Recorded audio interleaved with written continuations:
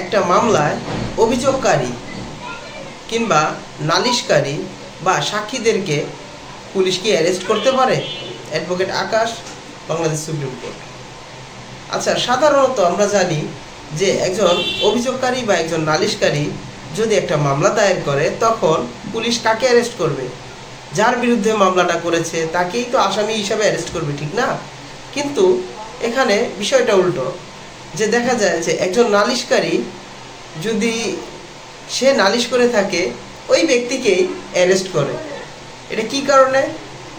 সেটা হলো, যখন ম্যাজিস্ট্রেট একজন নালিশকারীকে বিজ্ঞ আদালতে আসতে বলেন বা একজন সাক্ষীকে আদালতে ডাকেন তার সাক্ষী দেওয়ার জন্য, যদি ওই নালিশকারী বা অভিযোগকারী বা কোনো যদি সাক্ষী থাকে, সেই সাক্ষী ওই মামলার বিষয়ে জানার পরেও বা সাক্ষী দেওয়ার ইচ্ছা আছে, কিন্তু বিজ্ঞ আদালতে ডাকার পরেও সে যদি না আসে, তখন বিজ্ঞ আদালতের অনুমতি সাপেক্ষে পুলিশ তাকে অ্যারেস্ট করে বিজ্ঞ আদালতে আনতে পারে।